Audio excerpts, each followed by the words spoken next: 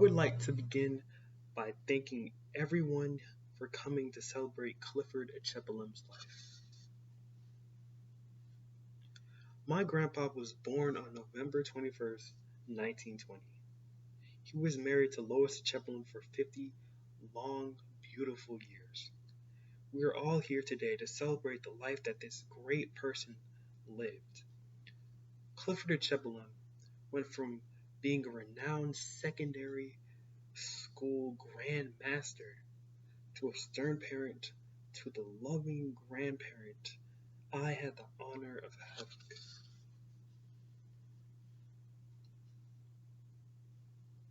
The secondary school that Clifford Achepelum taught at was named Pearlville Secondary School of Imo State, Nigeria. And at this school, he was a well respected and well accomplished grandmaster. Each and every one of the students, the faculty, the staff, they all respected him and admired his work ethic, and they had the utmost respect for him. And it was here that he met Lois Achepelum, my future grandmother. And this is where they met and began to become friends and form very close bonds.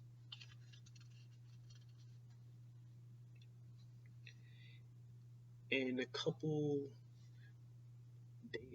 days or weeks or so into their friend relationship, it quickly merged into a more serious dating type relationship. And as they started dating, Clifford soon gained the courage to introduce Lois to his parents. And it was at that time that they were close enough that Lois began to stay over at Clifford Achepelum's compound in his home, and he allowed her to help him with duties that he or his other family would be taking care of around the house, such as cleaning, cooking, babysitting, whatever needed to be done. She was all there to help and support him. And before both of them knew it, they fell in love, and Clifford began to see her as a true companion and a lifelong partner. So he began to fulfill the bride price for Lois. And what the bride price is a Nigerian custom where one, say two people are in a relationship, a man and a woman. So in order to uh, make it known that he wants to marry Lois, the woman in this relationship, he would send gifts to Lois's parents, such as goats, food, supplies, however much so, and all those set of gifts are known as the bride price.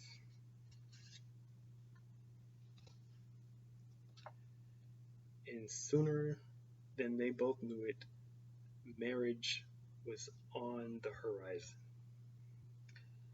And as weddings took place, the families began to fuse.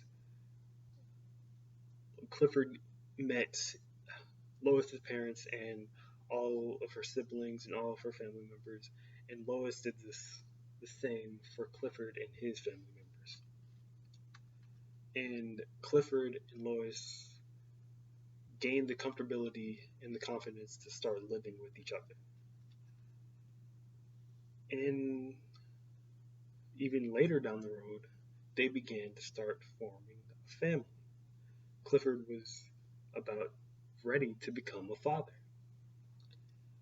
So at one certain day in September, many years ago, Lois Achepelum gave birth to her first son, which became my father, George Achepelum.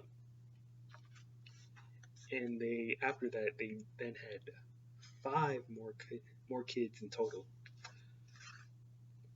And now today, Clifford Chebelin will forever be remembered.